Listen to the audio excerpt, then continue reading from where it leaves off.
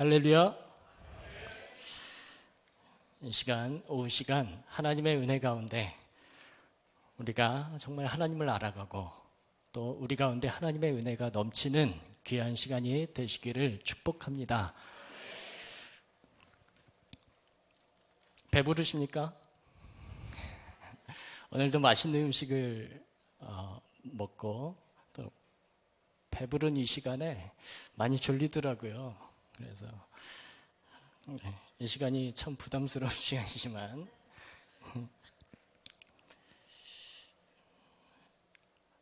우리의 주인 되시는 예수 그리스도께서 배부르게 하십니다.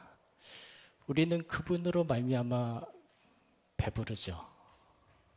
육신적으로도 배부르고 영적으로도 배부르고 주님께서는 그의 백성들에게 이렇게 배부름을 허락하십니다. 오늘 이 본문 말씀을 통해서 예수님께서 이 땅에 계셨을 때 보여주신 그 예수님의 놀라우신 그 사랑, 은혜를 배부르게 하시는 그런 은혜를 함께 살펴보고 그 은혜를 나누면 좋겠습니다. 마가복음 8장에 가게 되면 예수님께서 이 땅에 왜 오셨습니까? 바로 자기 백성을 죄 가운데서 멸망 가운데서 건져내시기 위해서 이 땅에 오셨습니다. 그래서 먼저 유대인에게요, 하나님의 약속의 백성인 이스라엘 백성, 유대인들에게 오셔서 천국 복음을 증거하셨죠. 그리고 자신이 메시아이심을 밝히 보이십니다. 그리고 하나님의 나라가 어떠한 나라인지 사람들에게 보여주십니다. 그리고 이제 오늘 본문 앞 몇 장을 보게 되면 이방에게로 가십니다. 이방인, 유대인이 아닌 이방 나라, 이방 도시 가운데로 가셔서 하나님의 나라를 전하십니다. 복음을 전하시고 또 하나님의 나라의 실제를 보여주십니다. 많은 병도 고치시고 그리고 여러 가지 기적을 행하시죠. 그 가운데 예수님께 나온 모든 사람은 병도 치유받고 여러 가지 묶였던 것에서도 자유롭게 되고, 뭐에 묶여 있습니까? 죄에 묶여 있었던 것에서 자유롭게 되고, 이 세상에 죄가 들어옴으로 사람이 하나님을 떠나게 되므로 이 죽음이라는 문제가 들어왔지 않습니까? 죽음 가운데서 여러 가지 안 좋은 것들이 일어나게 됩니다. 슬픔, 고통, 여러 가지 병들도 생기고, 예수님은 바로 이 가운데서 건져내 주시는 겁니다. 이 하나님의 심판 가운데서 건져내 주시는 그런 놀라운 일들을 하나하나 행하신 겁니다. 자, 그러면서 예수님께서 자신이 누구신가라는 것을 직접 친히 보여주시는 것이죠.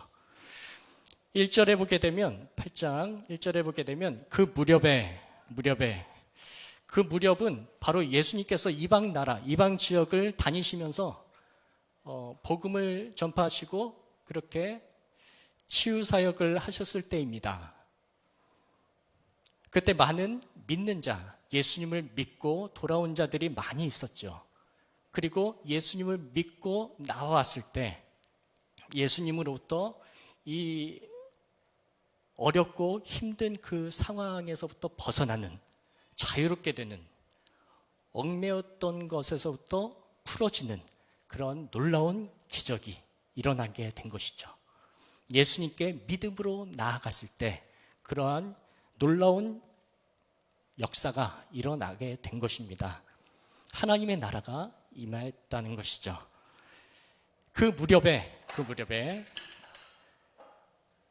큰 무리가 있어서 그때 예수님께서는 가르치셨습니다.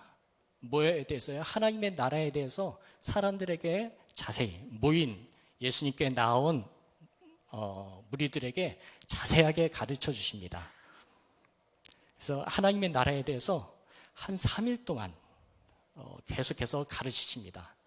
사실 이 많은 예수님께로 나온 무리들은 진리를 찾고 싶어서 정말 마음을 다해서 이 진리를 얻기 위해서 무엇이 진리인지 얻기 위해서 많은 사람들에게 가서 배우기도 하고 특히 당시의 유대 지도자들인 바리새인들과 서기관들에게 직접 많이 또 배우긴 했지만 진리가 아니잖아요. 그래서 실망하고 돌아오고 진리를 찾아다녔지만 진리가 이 땅 가운데 어디에도 없음을 보게 된 이 무리들, 이방 사람들은 예수님께서 자기가 사는 도시에 오시게 된다는 그 소문을 듣고 막 달려왔습니다. 예수님께. 왜? 진리를 찾으려고. 그래서 예수님은 이방 나라에 앞장에 보게 되면 쉬러 가셨습니다. 유대 민족들에게 많은 이 천국 복음을 증거하셨지만 유대인들은 예수님을 맞아들이지 않았습니다. 그리고 도리어 배척하는 일이 있었죠. 그래서 그 유대 사람들에게 계속해서 끊임없이 이 천국 복음을, 하나님 나라 복음을 전하셨습니다. 너무나도 피곤하고 지치고 그런 상황에서 이방 나라로 가시게 된 겁니다. 왜요? 쉬시려고 가셨는데 그곳에서 많은 사람들이 예수님의 소문을 들은 많은 사람들이 예수님께 나오게 된 것입니다. 그래서 마찬가지로 그곳에서도 예수님은 쉬실 수 없는 그렇게 바쁜 사역을 감당하게 되신 거죠. 그래서 그 가운데서 이제 몇 명을 또 믿음으로 나온 사람들을, 예수님을 믿음으로 나온 사람들을 치유하시고 또 그 가운데서 건져주시고 자유롭게 하신 그 예수님. 많은 무리가 모여 있습니다. 그래서 예수님은 6장에 보게 되면 목자 없는 양처럼 그렇게 방황하고 유리하고 헤매 있는 그런 사람들을 품으십니다. 그리고 이 진리의 말씀, 하나님 나라에 대해서 말씀해 주시죠. 그래서 그 안타까운 마음을 가지고 이들에게 가르치시는 겁니다. 그런데 이 광야, 오늘 본문에 나와 있는 광야는 이때 당시에 풀이 하나도 나지 않습니다. 풀이 나는 계절이 아니고 그리고 육지에서 광야에서 중간쯤에 지점에 있는 위치인데 그곳에는 먹을 게 하나도 없죠. 도시가 없으니까, 마을이 없으니까. 그 가운데서 이제 예수님은 3일 동안 계속해서 가르침이 진행되었죠. 그 가운데서 예수님은 이렇게 마음을 먹을 것이 없음을 보시고 말씀을 하십니다. 내가 무리를 불쌍히 여기노라.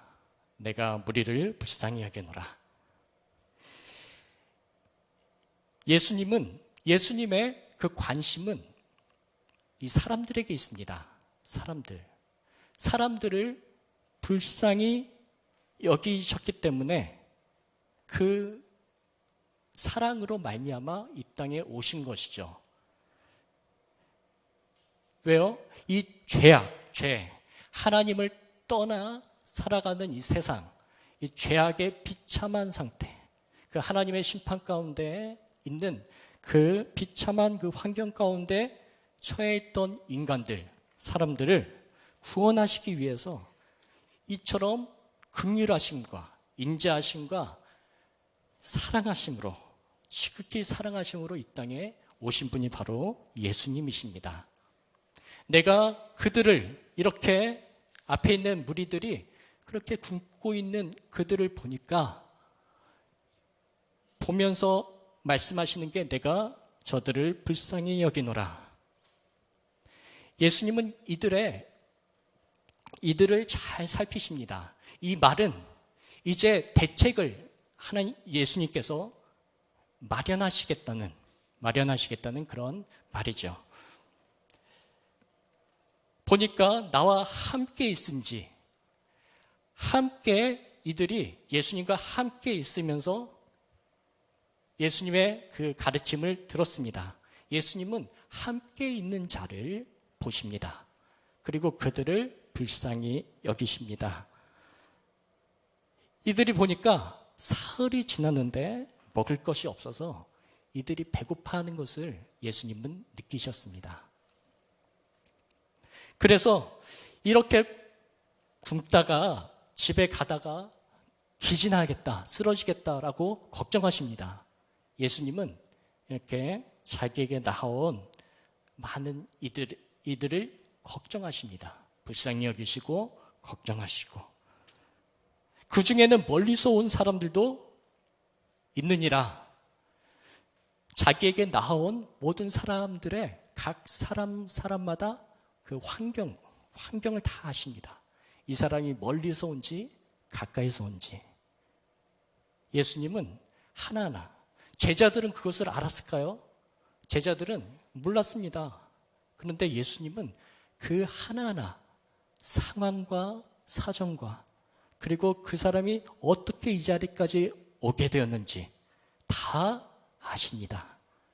예수님은 참 하나님이시기 때문에 다 아실 수 있으십니다.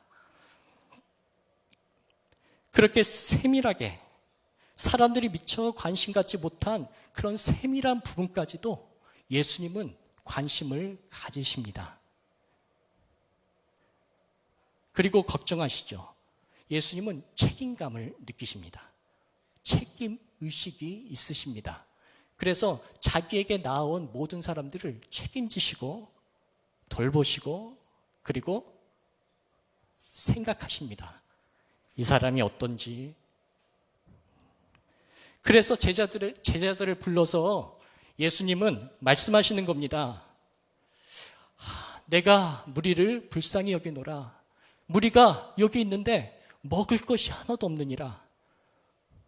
그 무슨 말씀입니까? 먹이겠다는 말씀이잖아요. 근데 제자들이 듣고 보니까 참 기가 막힌 겁니다.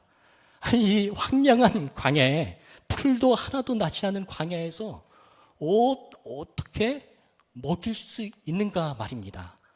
제자들은 당황했습니다. 그래서 뭐라고 제자들이 대답합니까? 이 광야 어디서 떡을 얻어서 이 사람들을 배부르게 할 수 있습니까? 원어해보게 되면 누가라는 말이 거기에 이제 담겨져 있는데, 누가 이 사람을 먹일 수 있겠습니까? 어떻게 마을도 없는데, 주변에 마을도 없는데 어디서부터 음식을 구해서 이 많은 사람들을 먹일 수 있겠습니까? 예수님께 도리어 이렇게 묻는 겁니다. 이 제자들도 마찬가지로 배고팠겠죠. 그리고 무기력합니다. 아무 힘이 없습니다.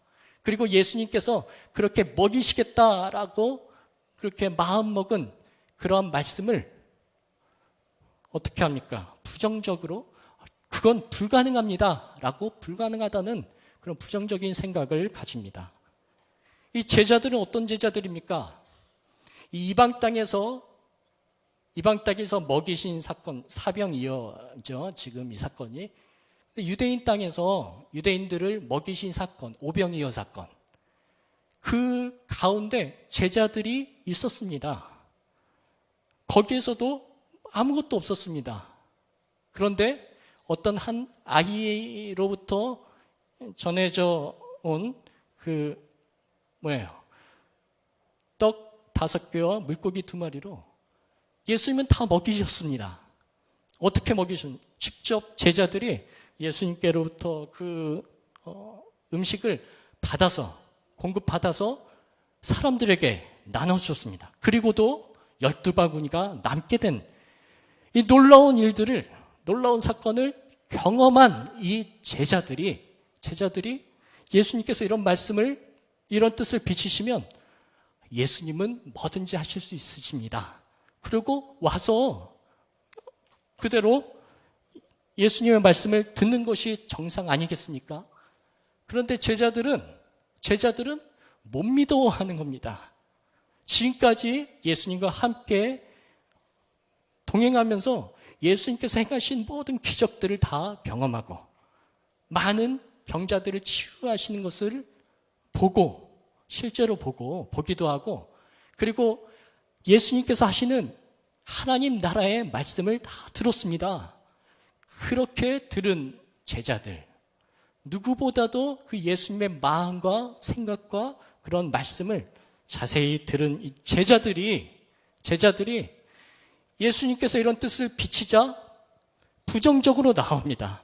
에이, 어떻게 이런 상황에서 어떻게 먹일 수 있겠습니까? 인간적인 생각이죠. 인간적인 생각에 그런 한계를 보입니다. 그냥 현실 여건만, 현실만 생각하는 겁니다. 현실만. 예수님은 하나님이시잖아요. 예수님은 모든 것을 가능케 하시는 분이신데 이 제자들은 그 인간적인 생각으로 자기들을 생각한 거죠. 어떻게 누가 이 상황에서 그렇게 많은 사람들을 먹일 수 있겠습니까? 라는 부정적인 발언을 합니다. 도무지 상식적으로 이해되지 않죠, 제자들은. 그런데 예수님은 가능하십니다. 어떠한 일이든. 예수님은 이런 제자들의 반응에 여의치 않으시고 개의치 않으시고 너희에게 떡이 몇 개나 있느냐? 책망도 하지 않으십니다. 그냥 그런 부정적이고 불신앙적인 어떤 푸념적인 그런 푸념에 전혀 개의치 않으시고 예수님은 자신의 일을 행하십니다. 그래서 떡이 몇 개가 있느냐라고 물으십니다. 이 몇 개는 남아있는 음식이 얼마나 있느냐 그런 거겠죠. 참, 이 제자들은 아직도 예수님에 대한 믿음이 부족합니다. 이 전장 7장에 나오는 수로보니게 여인이라고 나오는데 이 여인에게는 그 여인을 향하여 믿음이 크도다라고 말씀하십니다. 이 여인은 이방인 가나안 여인이죠. 가나안 여인, 이방 여인임에도 불구하고 예수님께서 하실 수 있으심을, 자기 딸을 그 귀신 들린 그 상황에서 빠져나오게 하실 수 있는, 분명히 고치실 수 있게 하시는 분으로 완전히 믿었습니다. 믿고 나아가서 그분만을 붙들었습니다.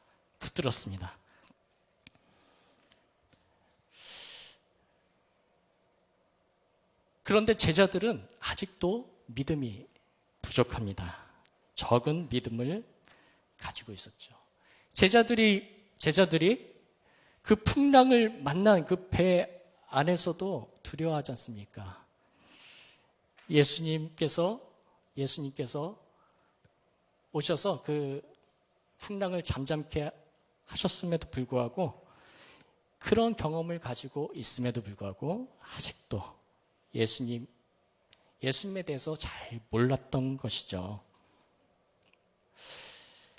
그래서 이제 예수님께서는 상황을 이제 바꾸셔가지고 이제 그들에게 있는 떡이 몇 개인지 물으시고 그 7개 되는 떡을 갖고 오게 합니다. 그래서 제자들은 예수님께서 왜 이런 일을 하실까, 이런 마음을 가졌을 겁니다. 제자들의 마음에는 아직도 그런 믿음이 없었거든요. 그런데 예수님은 그 떡을 가지시고 모든 무리를 땅에 앉게 하십니다. 이 앉게 하셨다는 것은 식사 형태로 앉히셨다는 것입니다. 식사 형태는 어떤 자세입니까? 좀 비스듬히 누워있는 자세. 유대인들이 식사하는 자세는, 그래서 우리가 소파에 앉아서 TV를 보면서 먹을 때 그런 자세로 앉히십니다. 질서정열하게 앉히시죠. 그렇게 앉히십니다. 그리고 떡 7개를 가지시고 축사하십니다. 축사하신다는 것은 이제 하나님께 감사 기도를 하신다는 겁니다. 감사 기도. 식사 때 유대인들은 이제 가장이 그 식사를 대해서 감사 기도를 했습니다. 그 식구를 대표해서 감사 기도를 드렸습니다. 그처럼 예수님께서 그렇게 모든 사람을 대표해서 감사 기도를 하나님의 은혜 가운데 감사 기도를 하십니다. 그리고 어떻습니까? 떡을 떼어서 제자들에게 주어 나누어 주게 하십니다. 떡을 떼어 주시는데 제자들을 무리가 많으니까 우리 성찬식 할 때처럼 이제 장로들이 앞에 오시면 성찬 받아서 이제 나눠 주듯이 그렇게 예수님께서 제자들을 부르셔서 그렇게 떡을 떼어서 나눠주십니다. 근데 계속 떼어서 나눠주시는 겁니다. 제자들은 이제 무리에게 나눠주죠. 제자들은 이렇게 하나님의 은혜가 먼저 제자들에게 임하고, 그리고 제자들로 하여금 많은 이들에게 임하게 됩니다. 이것은 지금 우리가 생각해 보면 우리도 먼저 은혜를 입은 자들입니다. 은혜를 입은 자들로 우리 주인 되시는 예수 그리스도, 하나님이신 예수 그리스도가 우리 주인이 되셔서 우리를 돌보시고 우리에게 먹을 것을 주시죠. 풍성하게 해주시죠. 우리에게 먼저 그 은혜를 주십니다. 그리고 받은 은혜를 나누게 하시죠. 어디에 나눕니까? 형제 자매들에게, 그리고 세상에 나가서 이 은혜를 나누는 겁니다. 먼저 우리가 은혜를 받도록 그렇게 하시죠. 제자들이 먼저 예수님께 나아가서 이 놀라운 축복의 현장을, 기적의 현장을 보게 하십니다. 그리고 그 은혜를 경험하게 하시고 또 그 떡을 받아서 사람들에게, 무리들에게 나눠줍니다. 작은 생선 두어 마리, 몇 마리, 완전히 크지 않은 작은 생선입니다. 여기에서도 또 축복하시고 명하십니다. 축복하시고 찬송합니다. 즐거운 마음으로 또 일을 또 실행하십니다. 이것도 역시 나눠주게 하십니다. 예수님은 그에게 나온 무리들을 그냥 가만두지 않습니다. 그 무리들의 그 아픔과 여러 가지 어려움, 그리고 그 무리가 가지고 있는 문제에 대해서 상당히 많은 관심을 가지고 계십니다. 그리고 그 관심을 해결하시기 원하십니다. 예수님께 나온 이 무리들의 문제는 뭐였습니까? 바로 배고픔이었습니다. 하나님이신 예수님은 이 무리들의 배고픔을 해결해 주시는 겁니다. 해결해 주시는 겁니다. 그의 능력으로 말미암아 해결해 주시는 것이죠. 이 큰 무리들은 이 예수님께 이런 은혜를 얻게 되는 겁니다. 이런 은혜를 받게 되는 것이죠. 그래서 예수님으로부터 놀라운 역사로 말미암아 이 떡을 공급을 받습니다. 떡과 고기를 공급을 받죠. 그래서 배를 채웁니다. 배를 채우는데 어떻게 채웁니까? 배불리 먹고 남은 조각이 7 광주리에 거뒀다라고 말씀하고 있습니다. 배불리 먹고 부족하게 먹은 게 아닙니다. 배불리 먹습니다. 배불리. 이 무리들의 필요를 자세히 아시는 예수님께서 공급해 주시는데 어떻게 공급해 주십니까?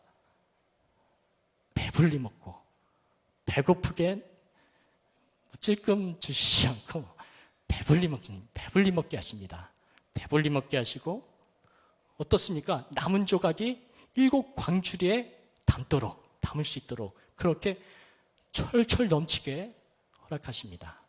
풍성하게 허락하시는 거죠. 이것이 바로 예수 그리스도 안에 있는 하나님의 나라의 모습입니다. 하나님 나라의 백성들이 바로 그 나라의 왕이 되신 예수 그리스도로부터 이런 풍성함을 얻고 누리게 되는 것입니다. 지금 여기에 모인 우리 가운데 이런 은혜가 있는 겁니다. 우리는 예수 그리스도 안에서 하나님 나라의 백성이 되었습니다. 하나님의 자녀가 되어서 하나님으로부터 이런 은혜를 받는데 어떻게 받는다고요? 배부르게, 풍성하게, 그리고 철철 넘치게. 여기에서 남은 조각 7 광주리에 담습니다. 남은 조각 7 광주리에 담는데 이 광주리는 사람이 들어갈 만한 그런 크기, 어린아이가 들어갈 만한. 그래서 이 광주리는 이 떡을 운반하는 데나 여러 가지 음식들을 운반하는 데 사용되었다고 합니다. 그래서 이 광주리는 정말 아주 부피가 큰 광주리입니다. 그런 광주리, 예전에 유대인들에게 베풀었던 오병이어 기적에서 바구니잖아요. 바구니하고는 다른 개념이죠. 그렇게 필요에 넘치도록 채워주신 그 예수님, 극히 정말 적은 양의 그런 떡과 물고기를 적지 않은 양의 음식이 남도록 그렇게 채워주시는 놀라우신 하나님이신 예수님의 그런 놀라운 역사를 이렇게 예수님께 와서 예수님으로부터 가르침을 받는 모든 이들에게 일어난 겁니다. 이처럼 하찮게 보이는 그런 어떤 것도 예수님의 손에 들리면 풍성하게 됩니다.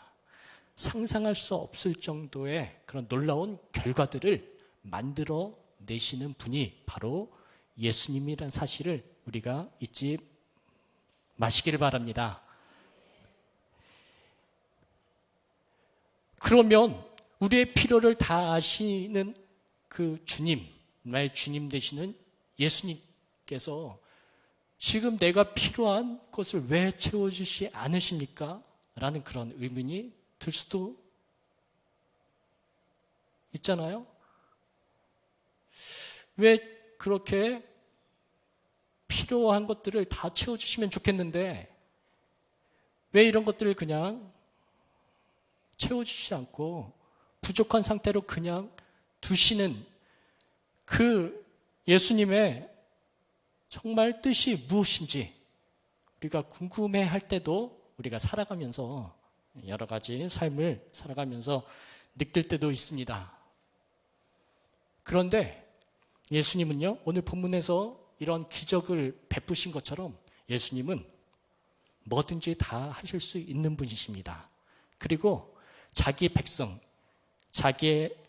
백성들에게 필요한 것들을 충분하게 그리고 넘치도록 베푸실 수 있는 능력이 있으신 분이십니다.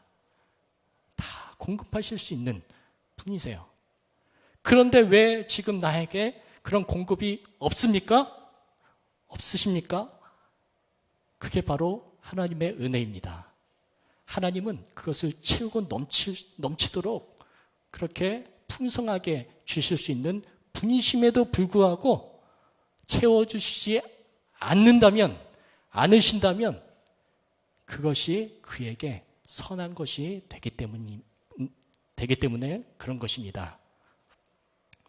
우리 주님의 그 무한하신 뜻을 우리는 다 알지 못합니다. 그렇지만 그것이 나에게 채워주지 않는 그것이 은혜였다는 사실을 우리는 지금 현재는 잘 알지 못하지만 언젠가는 그것을 깨닫게 될 것이라고 생각이 됩니다.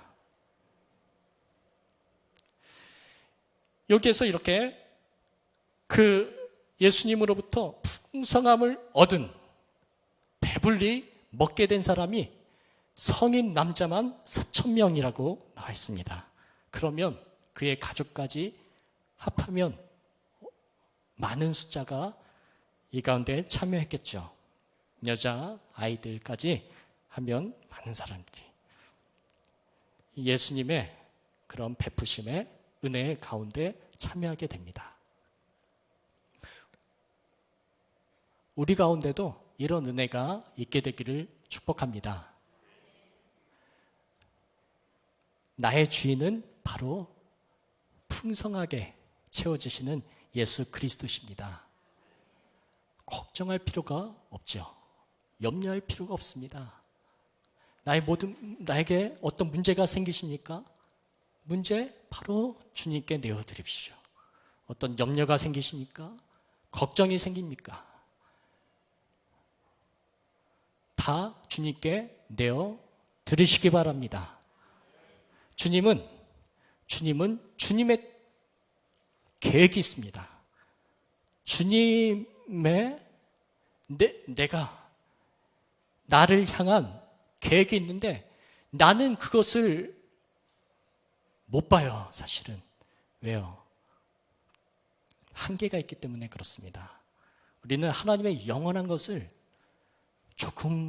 조금씩 보긴 하지만 다 보지 못합니다. 그런 한계 가운데 우리의 삶이 있는 겁니다. 내가 있는 겁니다. 그것을 인정하는 사람만이 주님께서 하시는 그 일을 받아들일 수 있고 또 그 가운데 주님께서 허락하시는 은혜를 맛보고 경험할 수 있게 된다는 사실을 믿으시기 바랍니다. 그래서 우리는 주님만 바라볼 뿐입니다. 주님만 의지할 뿐입니다. 주님께서 지금 나에게 베푸시는 이 은혜로 만족함으로 지금 이 자리에 서 있는 것이 바로 우리의 자세입니다. 신앙인의 자세입니다. 이 사람이 바로 믿음의 사람입니다. 내 주인 되심을 믿으십니까? 예수님께서 내 주인이 되시는 겁니다.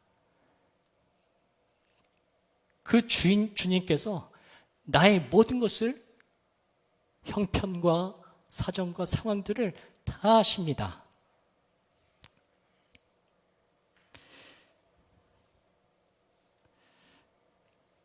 그리고 이 7광줄이 남고 배불리 먹게 하시고 이제 예수님은 떠나가십니다. 그들을 흩어보내시죠. 그들은 예수님께 계속 머물러 있고 싶어 합니다. 그렇지만 예수님은 떠나보내십니다. 전에 오병이어 사건에서도 사람들은 계속 머물고 있고 싶어 합니다. 예수님 곁에. 예수님을 왕으로 삼아서 그 예수님으로부터 많은 것을 얻기 위해서 이 풍성한 삶을 누리기 위해서 하는데 예수님이 오신 목적은 이것이 아니잖아요. 이것이 아니잖아요. 죄악 가운데 빠져 있는 사람들을 건져내시기 위해서 자기 몸을 친히 화목제물로 드리시기 위해서 이 땅에 오신 것입니다. 이런 하나님의 목적을 이루시기 위해서 예수님은 그들을 피해야 됐습니다. 그들로부터 떠나가셔야 됐습니다. 왜냐하면 거기에 잡혀 있다 보면 하나님의 그 크신 일을 방해가 되어지기 때문에 그렇습니다. 그래서 그들을 흩어 보내십니다. 그리고 또 다른 이유는 그들의 가정과 그런 생업이 소중하다는 것을 알려주시는 겁니다. 그래서 그런 은혜를 경험하고 난 하나님의 백성들이 이제는 가정과 그 생업에 가서 이 은혜를 나누는 이런, 그래서 하나님의 영광을 드러내는, 그래서 그곳에 하나님의 나라가 이루어지는 이러한 일들이 일어나기를 원하는, 바라시는 그런 주님의 마음을 우리가 살펴볼 수 있습니다. 그래서 주님은 세상으로 우리를 보내시는 겁니다. 하나님의 말씀 가운데 은혜를 받게 하시고, 그리고 세상에 나가서 그 받은 은혜를 가지고 살아가면서 은혜를 나타내는 것이죠. 그러면서 함께 그 은혜를 나누게 하시고, 또 그 은혜로 말미암아 하나님의 영광이 보여지게 하시고 하나님께로 나오게 되는 그러한 가운데 있게 되기를 원하시는 겁니다.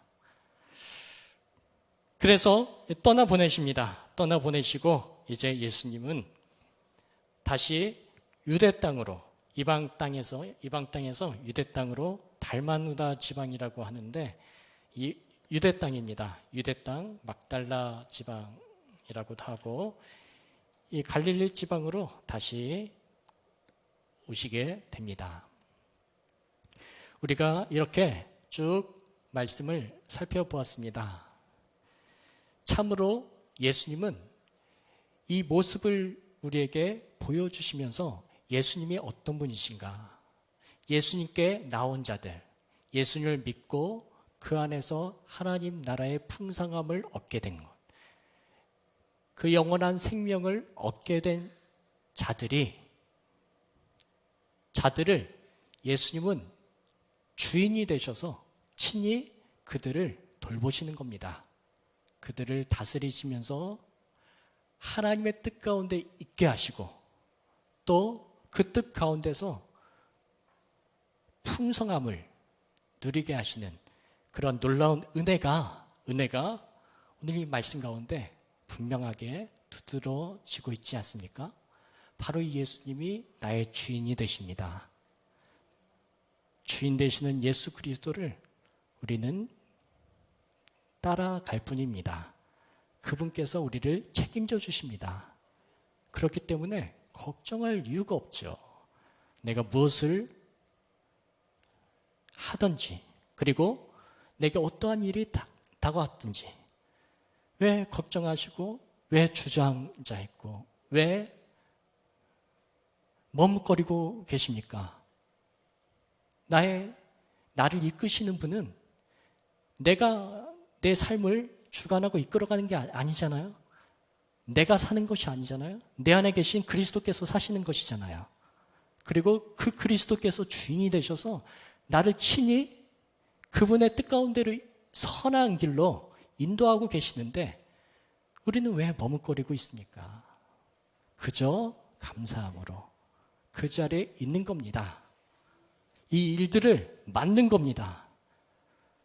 아무리 고난이 다가와도, 힘든 일이 다가와도 그것을 그대로 맞닥뜨리는 겁니다. 무엇으로요? 어떤 힘으로? 바로 믿음의 힘으로, 믿음으로 이 하루를 살아가는 겁니다. 바로 예수님은, 우리 주인 되시는 예수님은 그것을 우리에게 원하시는 겁니다. 그리고 기뻐하십니다. 주님의 기뻐하시는 그 삶 가운데 우리의 생애가, 우리의 발걸음이 있게 되기를 주님의 이름으로 축복합니다. 기도하겠습니다. 하나님 아버지 감사합니다. 친히 나의 주인이 되셔서 나를 생명의 길로, 선한 길로 인도하고 계시는, 그리고 푸른 초장으로 인도하셔서 쉬게 하시고 또 평안과 풍성함을 얻고 누리게 하시는 나의 주인 되시는 예수 그리스도를 온전히 믿게 하여 주시옵소서. 믿음을 더하여 주시옵소서. 그리하여 우리 모든 생애가 주님께서 기뻐하시는 그 아름다운 발걸음과 생애가 되게 주님 인도하여 주시길 원합니다. 우리의 모든 삶을 통해서 하나님의 영광이 드러나게 되기를 원합니다. 하나님 붙들어 주시고 온전히 인도하여 주시길 간절히 원하오며 살아계시는 우리 주 예수 그리스도의 이름으로 기도드립니다. 아멘.